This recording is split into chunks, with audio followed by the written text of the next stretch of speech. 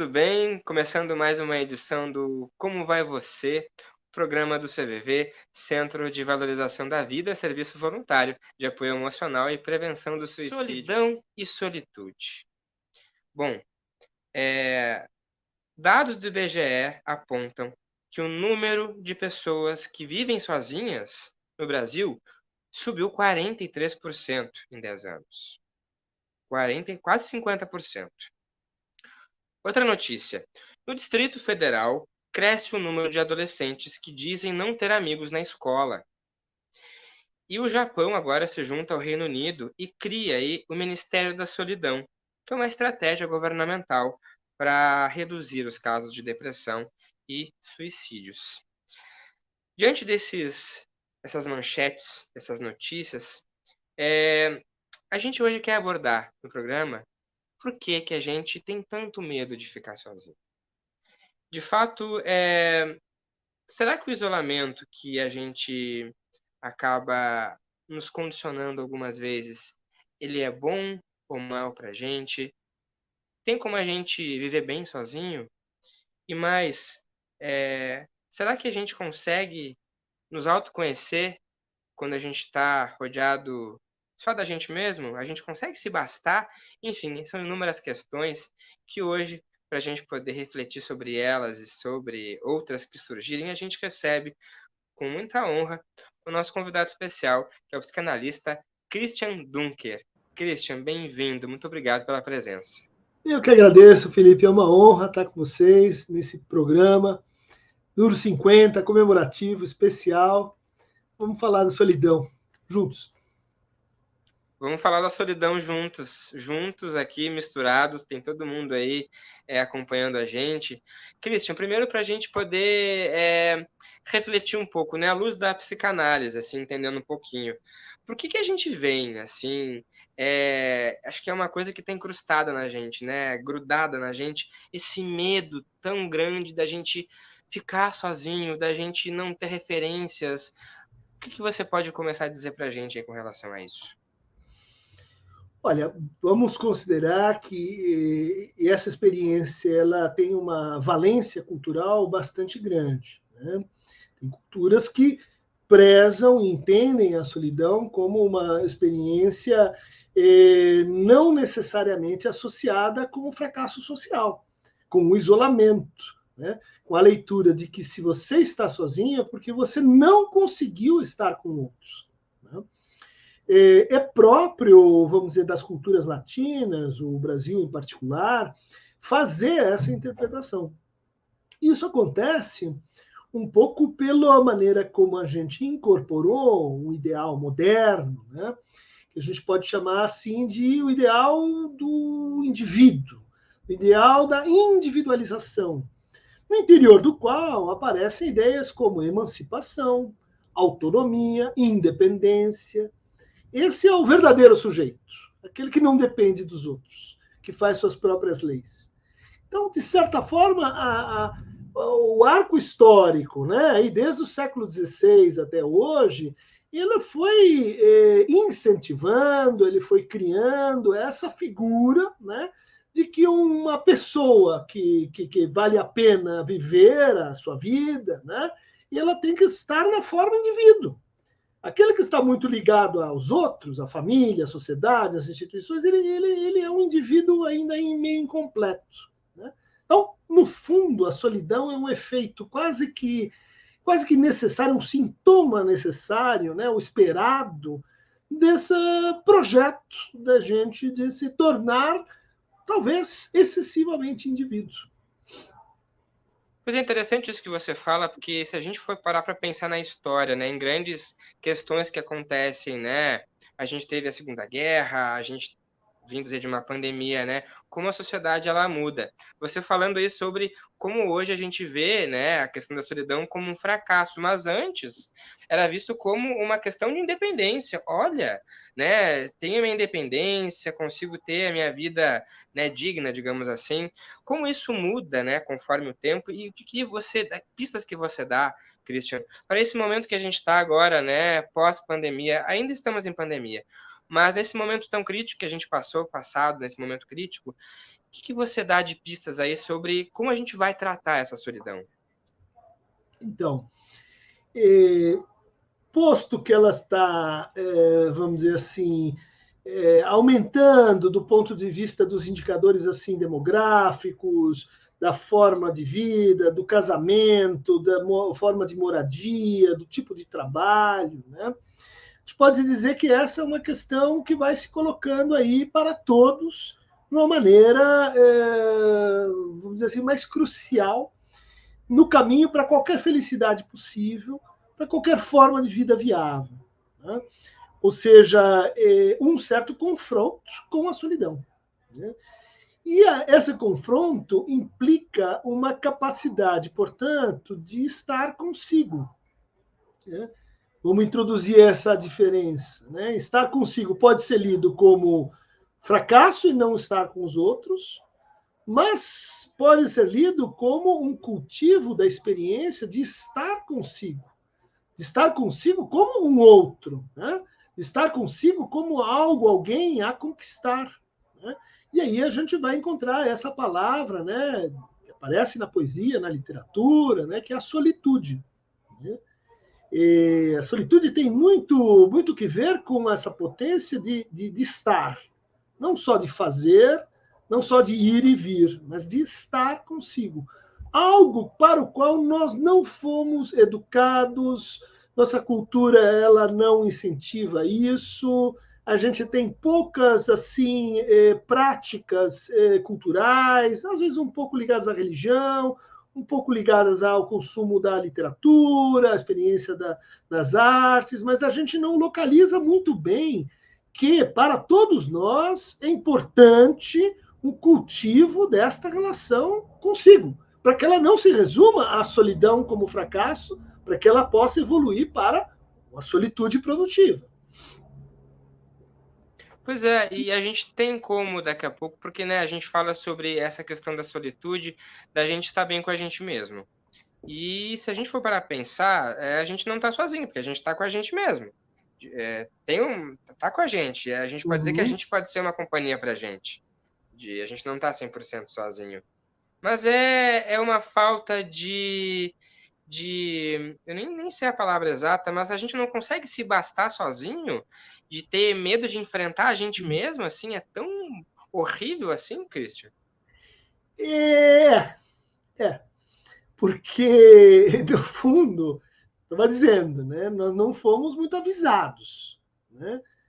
O mundo está dizendo assim, vá para fora, consuma, compre, viaje, não vá para dentro, né?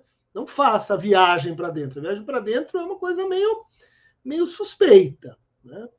E aí o que a gente vai encontrar quando você diz assim, a gente mesmo, são versões de nós que nem sempre são boas, né? São versões de nós que vêm com medo, que vêm com angústia, que vêm com incerteza, que vêm com insegurança. E é importante que assim seja. Se você acha que o encontro consigo é um passeio num mar de rosas, num parque de diversões, você, você está muito enganado a seu respeito. Você comprou ali uma versão que está na praça, mas que não tem nada a ver com a experiência humana real, né? Experiência humana real e de que tem essa voz que você encosta no travesseiro e ela vem dizer: ah, mas aquela hora você falou aquela bobagem, mas isso aqui não deu certo, ah, mas e aquele desejo que você pôs para depois. Nossa vida psíquica não é um paraíso, né? Portanto, aquele que quer ficar junto consigo é como alguém que vai assim se aproximar das feras, né? Vai se aproximar de coisas que a gente virou a gente por ter excluído, por ter posto na cozinha, por ter posto no porão, por ter negado de certa maneira, né? Então, essa é uma viagem fascinante, mas é uma aventura, é um esporte radical. Não é passeio na floresta, né? Tem que estar com capacete, cotoveleira, tem que estar com um monte de equipamento de segurança aí. E aí você acha que Exatamente. por conta disso, Christian, Uhum, que muitas vezes assim a gente num relacionamento, por exemplo, não tá muito legal, até não só amoroso, né? Até numa amizade ou até você em uhum, família, né? Que você não consegue daqui a pouco conversar sobre aquilo, né? Você vai levando, você vai deixando, né? Vai levando aquela relação que não tá muito legal e você não uhum. resolve isso, né? E vai acumulando tanta coisa e aí parece que você vai fugindo dessa solidão por uma questão de você ter medo de ficar sozinho, mas olha quanta coisa você vai guardando dentro de si. É cultural isso também, né? E cultural, mas eu acho que a gente pode dizer assim que tem nesse jogo, nessa viagem, nessa jornada, né? Tem uma regra que é mais ou menos assim: tem uma relação, não é simétrica, mas tem uma relação constante entre o modo como você está com o outro e o modo como você está consigo. E é muito fácil, dada essa relação, que você substitua o estar consigo por estar com um duplo aparentado de si. A esposa, o amigo, o amante, o professor, aquele que é uma espécie assim de encarnação para sua sombra. Então você não deixa ele ir, porque se ela vai, você vai ter esse outro que pela frente. Né? Isso cria um impasse, porque esse outro, quando ele fica nesse lugar, ele, em geral, é desinteressante. Ele, em geral, ele enche a paciência, ele fica apontando aquelas coisas que a gente não quer ver. Né? Bom, nossa cultura, ela nesse ponto desenvolveu duas práticas que são muito nocivas para isso. Né? Uma é a seguinte: você tendo dinheiro e condições, você modula, compra e assim planeja o outro. Né? E se não está funcionando, compra outro. Não está dando certo, muda de casa. Né? Vai para outro país. Né? Não que isso não seja legal, mas junto Sim. com isso vem essa ideia de que você, sim, é o senhor que domina, né? E estabelece que é a realidade, né? E se a realidade não está funcionando, você muda. E a outra versão disso é assim: e se a sua realidade psíquica não está funcionando, se ela está rangendo, se ela está apitando, rega ela com alguma substância. Afasta-se disso fazendo alguma coisa, comprando, joga videogame, se ocupa. Né? Então, esses são os dois inimigos do estar consigo. Né? Projetar-se para fora de si na transformação permanente da realidade do outro e enganar-se, né, com relação a esse contato consigo, pondo um objeto no lugar. Você fala de uma questão de consumo aí que eu fico pensando também. A gente tem muitos países aí, tá cada vez mais recorrente isso, muitas pessoas pagando para ter um abraço, pagando por 1 ou 2 horas de para ter alguém ali junto, fazendo companhia para você, mas não conseguem estabelecer vínculos, Sim. sentimentos. Tá dentro dessa ideia realmente do controle mesmo, da gente querer ter um autocontrole e de fugir realmente desses vínculos? Olha, aí você tem vários processos, né, que a gente pode enumerar que concorrem para isso. Né? Desde, por exemplo, uma certa redução do valor social da fala oral em primeira pessoa. Às vezes no consultório a gente escuta, não, mas eu disse isso para ele, daí ele me falou, e daí a gente fez. E você disse, ah, é? E daí você pegou na mão dele? Não, era tudo pro WhatsApp. Você não está falando, você está escrevendo. Não, mas é a mesma coisa. A gente no Japão tem um sintoma que se dissemina, né, que é o mutismo seletivo, de crianças que estão na linguagem, escrevem, mas não falam. Porque tem algo, né, de risco subjetivo quando a gente fala. Vamos pensar assim, na escrita, eu decido se eu quero falar ou não. Eu decido quando eu vou falar. Eu posso pensar, eu posso cancelar o outro, eu posso sair. Quando eu estou numa relação presencial de fala, isso traz uma série de dificuldades. Como muitas pessoas resolvem essa dificuldade? Não vou para essa situação. E daí começa a acontecer isso, né? O mutismo seletivo, a alexithymia, né? É um outro sintoma muito curioso, em que a pessoa, por falta dessa relação com o outro, não consegue mais sentir e nomear o que ela está sentindo. Quer dizer, eu sei que é um desconforto, mas não sei se é medo, se é ciúme, se é inveja, o que é isso? Né? Problema grave para a saúde mental em geral e que depende, né, a experiência dos nossos afetos depende desse espelho que é o outro. Né? A gente não vive numa bolha solitária e daí eu sinto alegria, sinto medo. Não, o meu medo ele é sentido junto com você. Quando eu interpreto o teu olhar, eu sinto que esse medo é real, não imaginário, eu posso senti-lo mais, menos, você sente comigo, ou você muda o medo para raiva, a gente vai numa dança dos afetos. Mas vamos pensar em vidas onde isso dá trabalho, isso é problemático, então eu corto. Ah, briguei com tal pessoa, tiro da minha vida. Ah, não é a mesma política que a minha, vai embora, cancelo. O que isso vai produzindo? Uma espécie de falsa solução para o problema, que é eu vou indo para a minha bolha, eu vou me fechando para o outro e nisso eu vou desaprendendo a sentir, eu vou desaprendendo, por exemplo, a narrar o meu sofrimento. Você tem hoje nos consultórios, né? A pessoa chega e ela diz, olha, não tá bom. Você diz, então me conta. Não sei contar.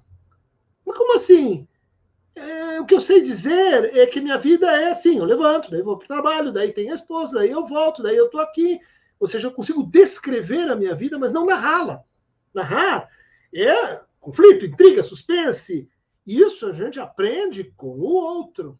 Você corta o outro, você vai ficando assim, menos capaz de fazer isso, né? Menos capaz de narrativizar o sofrimento. Né? Em última instância, né, isso vai afetando até a tua capacidade, a tua experiência corporal. Né? Então, tem essas pesquisas em que as pessoas nos Estados Unidos, né, se queixam de solidão, em todos os estados, menos a Flórida, onde você tem muitos latinos, né, que ainda levam uma outra corporeidade, uma outra sociabilidade. Né? A solidão aumenta 1 ponto ou 1,5 ponto de geração em geração. Né? E onde você tem relatos que dizem assim, fazem 2 meses que ninguém me toca. E quando eu não sinto o corpo do outro, o meu corpo vai ficando assim, texturizado, plastificado. Eu começo a sentir assim como se meu corpo ela fosse perdendo a capacidade de sentir a si mesmo. Né? Que, vamos dizer assim, produz assim o pior tipo de mal-estar, que é aquele que você não consegue dizer o nome, que é aquele que você não consegue agir sobre ele. Por quê? Porque a máquina de sentir, ela foi danificada. Né? Sim, e aí você não consegue identificar, e a gente também tem, por outro lado, ali, você falou aí dos ciúmes, do medo, não é incapacidade, mas é não querer, eu não quero sofrer, eu não quero sentir medo, eu não quero ter ciúmes. Mas como é importante validar esses sentimentos, senti-los, né? Sim. Exatamente, isso é uma regra básica, né, assim, das psicologias, das psicoterapias, né? Todos os afetos têm direito à cidadania. Não, mas ódio não é bom, ódio. Tem que poder sentir. Não, mas inveja me mata. Não, tem que poder sentir. Né?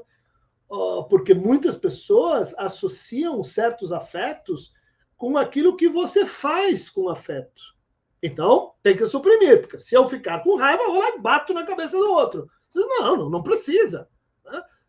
Ademais, uma vida rica do ponto de vista psíquico, uma vida onde você tem uma variedade, você tem uma mescla de sentimentos vividos com todo interesse e profundidade. Mas aí vem a tristeza. Não quero ficar triste. Perdi uma pessoa. Se não ficar triste, profundamente triste, não vai dar luto aqui. E daí você vai ver o que acontece quando você nega um luto. É uma depressão. E aí eu fico pensando assim, né? Como que a gente consegue ter um... Claro que ter equilíbrio é difícil, né? E é uma das questões assim que a gente mais se depara, é os conflitos da humanidade, né? A gente ou é mais ou é menos, a gente tem trabalhado muito para poder sentir mais ou menos as coisas em equilíbrio, tanto o que a gente considera como ruim e bom. Mas assim, quando a gente reclama que está se sentindo muito solitário e fala, poxa, não tenho ninguém para conversar comigo, ninguém me dá bola. Cristian, até que ponto isso? Porque a gente tem que considerar realmente que são coisas que cada um é um, né? Tem as suas particularidades, cada um tem sua dor, né? A gente não tem como medir a dor do outro, né? Mas como a gente pode trabalhar com o que daqui a pouco são coisas que a gente não está conseguindo ir além daquilo que a gente está enxergando, né? Sem querer se desfazer daquela dor, né? Mas porque às vezes parece que essa solidão ela é subjetiva, mas ela também está atrelada a toda uma questão social onde eu estou inserido, né? Aí a gente pode falar falta de pertencimento, falta de raízes onde eu estou. Acho que é um conjunto de coisas, né? É um conjunto vasto, mas eu gostei do jeito como você encaminhou, porque a gente pode sim fazer alguns agrupamentos, né? Dizer, falar sobre o quê? O que vale a pena dizer? Né? Porque às vezes tem essas receitas, né? Aumente a sua sociabilidade. Vai lá e fala, filho, você precisa sair. Tudo bem, a gente percebe a boa intenção, mas a fala ela só é eficaz e transformativa quando a gente tem alguns elementos, senão ela fala vazia. Tem gente que pode ficar falando, isso não é de fato, né, um estar com o outro. Eu gostei do jeito que você colocou, porque, entre outras coisas, o nosso baú de temas, de assuntos, de histórias, está no passado. Né? Muitas pessoas vivem a vida dizendo assim: eu vivo o presente, o passado não quero nem saber. Isso é coisa de freudiano anacrônico, ficar olhando para o passado. O que tem no passado? Não tem nada no passado. O passado já passou. Bom, você é feito dos seus tropeços, que viram quando você conta a história uma coisa engraçada, que cada vez que você conta, você descobre que tinha uma coisa ali que você não tinha visto. Cada vez que você partilha, você se percebe diferente naquilo que aconteceu. A história não está imóvel. A sua história, a sua biografia. E ela sempre é importante. Mas muita gente, se há motivos sociais, para dizer, não, a minha história não vale a pena ser contada. Toda história vale. E não é porque tem grandes feitos e monumentos. É o contar. Né? É o contar. Então, história para o futuro. Né? Quando a gente fala, né, e lembra, a gente cria-se um futuro. O que virou o nosso futuro hiperindividualizado? Metas, objetivos, o que você quer comprar, onde você... Não. Uma boa fala é aquela que cria futuros que não são feitos para serem realizados. Ou pelo menos não assim no sentido de uma realização empírica. Futuro, quero que meus filhos, quero que o país, quero que o meu time, quero que os outros, quero junto. Né? Essa capacidade de inventar futuros, como é que eu faço? Vamos ler, vamos ao cinema, vamos ao teatro, vamos à cultura, aos livros. Não, eu quero falar, mas eu sou um faquir do ponto de vista cultural. Eu não leio, eu não me interesso por esses outros que estão aqui, eu só vivo aqui no meu deserto mental. Vai dar errado. Né? Então, tem o passado, tem o futuro, e tem uma outra condição muito importante que está se tornando assim uma raridade. Né? que é a capacidade da gente de estar presente. Redes sociais, telefone celular, adoram. Elas são, assim, uma invenção democrática, mas elas têm um efeito colateral que é assim, eu nunca consigo ficar mesmo com o Felipe numa conversa que tem mais de 8 turnos, porque vai dando uma coisa estranha, eu quero sair dali, porque a conversa é como uma espiral, ela vai torcendo, ela vai indo, vai vindo, e ela depende da capacidade da gente estar junto com o outro. Então, acho que história não vale. Estou sempre ausente de toda a situação. E futuro, para mim, é o que eu consigo pôr em metas para fechar o quarter. Vai dar errado. Vai vir uma solidão. Você vai dizer assim, Ministério da Solidão, como é que eu faço para partilhar a minha solidão com o outro? Que é um grande tema. É uma absoluta, assim... vamos pegar a história da literatura, nobre. O abismo dentro de mim, está lá no Ulisses, está lá a loucura dentro de mim, está lá no Hamlet. Essas são das histórias incríveis. Mas não, você acha que a interessância é uma pessoa fulgurante, brilhante, bem-sucedida. Essa que é... Vamos olhar para nossa cultura e ver... Robinson Crusoe deu errado, Fausto deu errado, mas Dom Casmurro deu errado. As boas histórias, o cara termina mal, mas dá uma boa história. E isso que a gente não está conseguindo, vamos dizer assim, incorporar na nossa solidão. Que interessante isso que você fala aí. Você conseguiu dar todo um panorama para entender, para a gente entender também a importância da gente poder de expandir e de não ficar fechado numa ideia que a gente está acostumado desde que a gente nasce, né, a construir. A gente coloca toda uma vida e projeta, né, daquilo que a gente quer construir, daquilo que a gente quer ter. E aí, às vezes, aquilo que eu não consegui de mínimo acaba nos impactando tanto, mas tanto, e aquilo gera tanto sofrimento, tanto sofrimento. E aí, você falou sobre o toque. Por que que a solidão, ela não necessariamente está atrelada a isso? Assim, por que que eu me sinto sozinho, mesmo com alguém do meu lado, mesmo que alguém me abrace, e que eu tenha, por exemplo, gente que me acolha? É um vazio que a gente nunca vai conseguir encher? Bad news. Sim. É um vazio que talvez veio de fábrica, né? É um vazio do qual a gente precisa, sim, se amigar, mas respeitar, né? Não ir com aquela sede de conquista, dizer, vou acabar com o vazio. Quem se relaciona assim é perigo, né? Por isso que a gente diz também, olha, a solidão é uma condição de periculosidade para suicídio, para atos intempestivos, para violência contra os outros. Porque o que acontece frequentemente na solidão, e a Covid mostrou isso para a gente bastante, né? Certos circuitos de pensamento vão ganhando autonomia. Você vai se tornando mais e mais convicto, mais e mais certo. Aquela história que você se conta, ela, em vez de ser uma espiral, vai virando um círculo que volta no mesmo ponto, e volta de novo no mesmo ponto, e vai fechando até o momento que você diz, olha, eu preciso sair disso, preciso me evadir disso.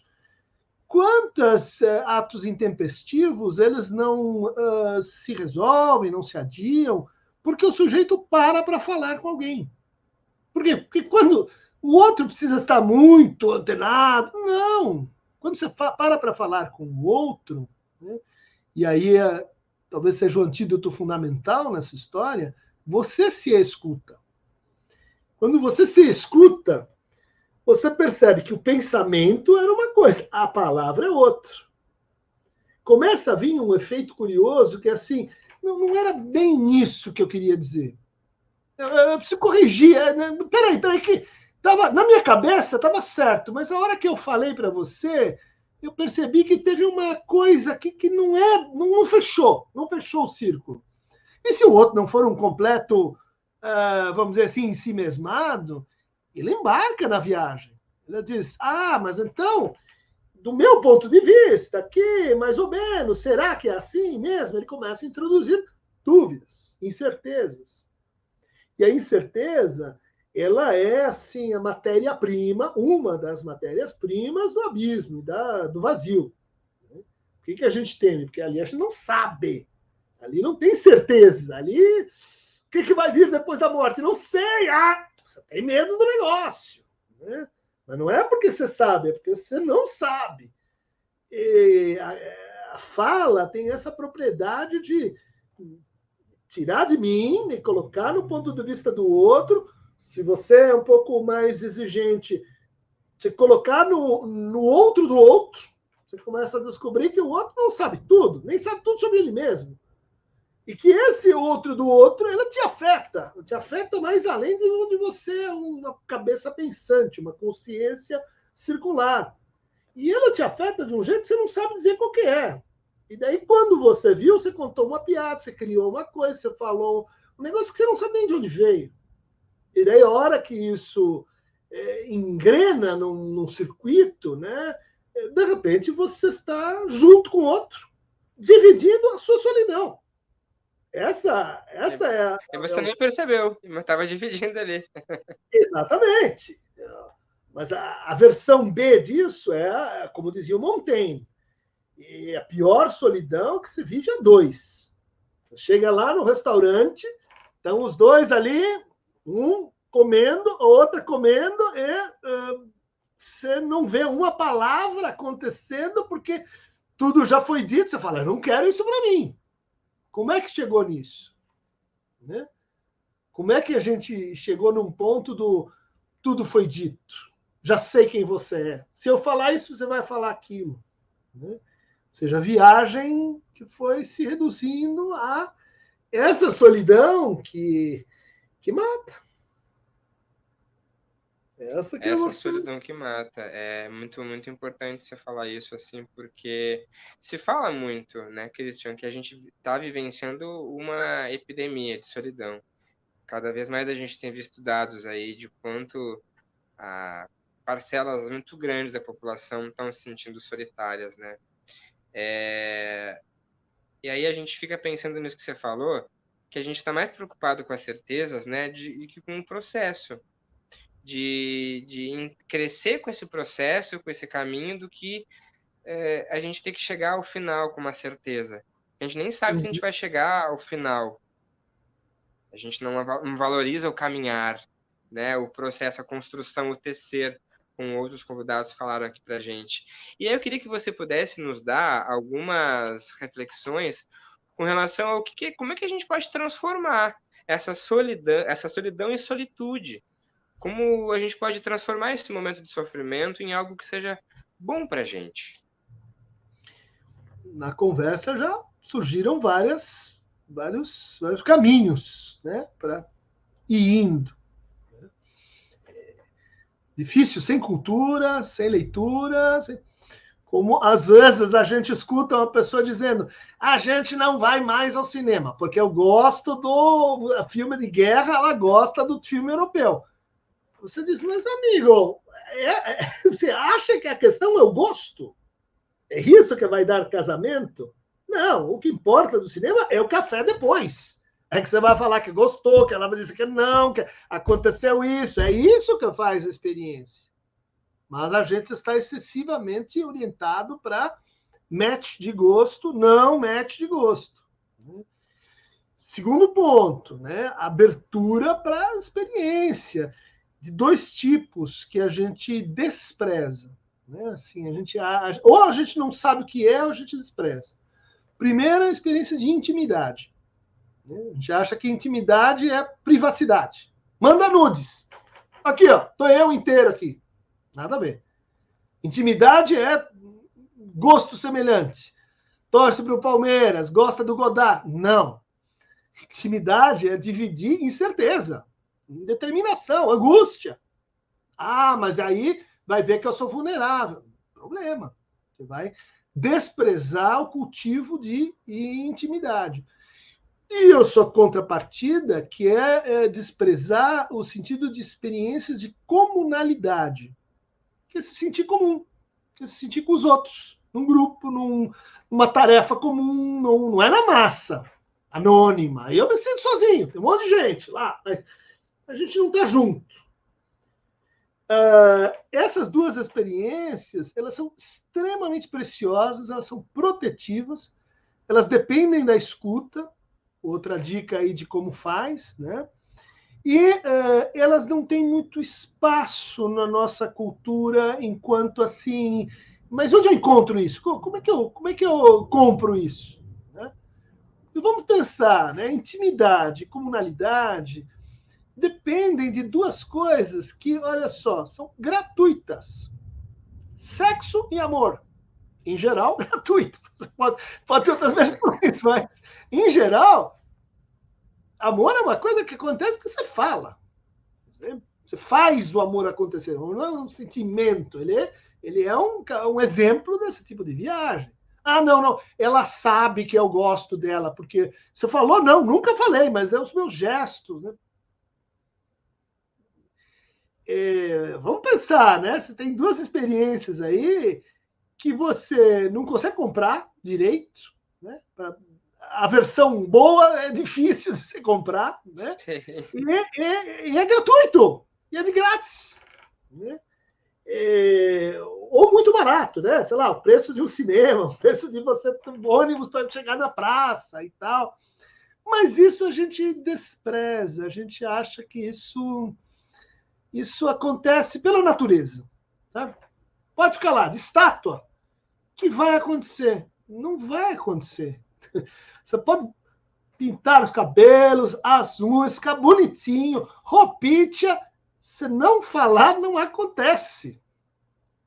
Problema. Vai ter que encontrar o outro.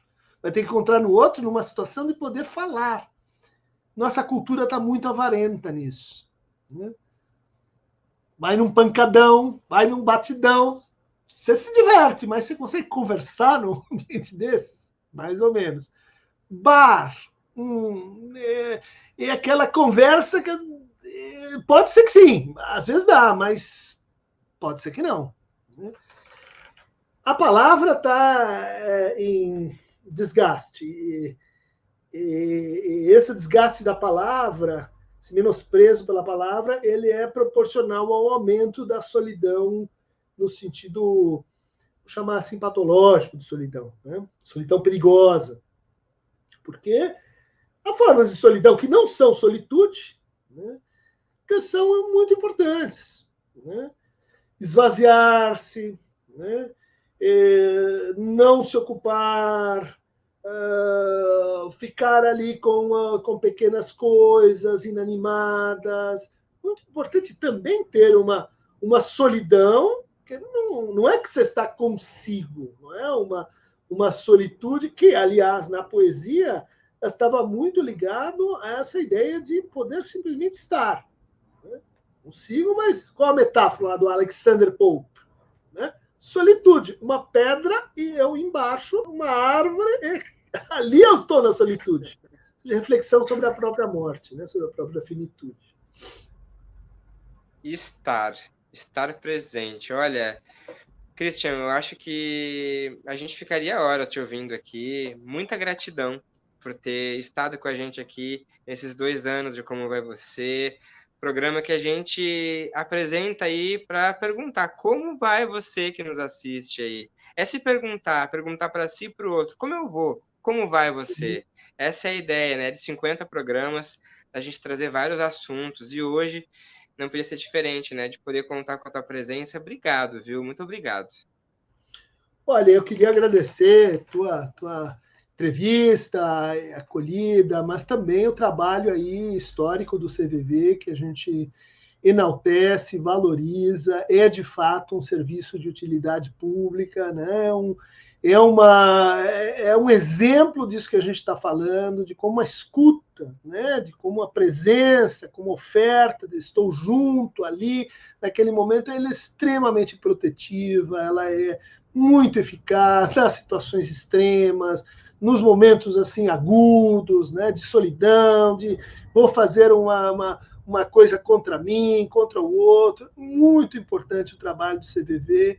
Acho que ela devia estar mais próxima assim, das universidades, dos centros de pesquisa, porque ela já faz uma coisa que a gente agora está meio que tentando reaprender a fazer, ensinar as pessoas a escutar minimamente, para que em cada instituição, cada escola, cada grupo perceba os seus recursos em saúde mental, perceba onde estão os potenciais assim escutadores, né? Isso eu acho que pode concorrer para a gente mudar esse quadro 40 anos em que os números em saúde mental só pioram, né? Obrigado, Christian. Obrigado. Gratidão, realmente, por você ter estado com a gente. Pessoal, você que chegou aí e não conseguiu acompanhar todo o programa, não tem problema. Ele fica aí à disposição no YouTube, no Instagram e no Facebook também, para você poder acompanhar este e outros programas aí dos 50 que a gente gravou. @CVV Oficial. Sigam nossas redes sociais. Também através do Spotify e outras plataformas de áudio por meio aí nosso podcast do Como Vai Você. Muita gratidão. Não esqueça que você também pode contar com o CVV 24 horas por dia pelo telefone gratuito 188 ou também acessando o site de cvv.org.br por outras formas de atendimento. Gratidão e a gente se vê na próxima. Valeu, Christian. Tchau, tchau. Valeu, Felipe. Abraço para todo mundo. Uma pequena conversa pode afastar pensamentos negativos e até transformar vidas. Preste atenção ao seu redor. Perceba se tem alguém desanimado, solitário ou angustiado. Pode ser um familiar, um colega ou mesmo uma pessoa que você cruzou na rua e sentiu que estava precisando conversar. Se aproxime. Um olhar acolhedor e um sorriso cheio de empatia podem fazer a diferença. Então, vamos conversar?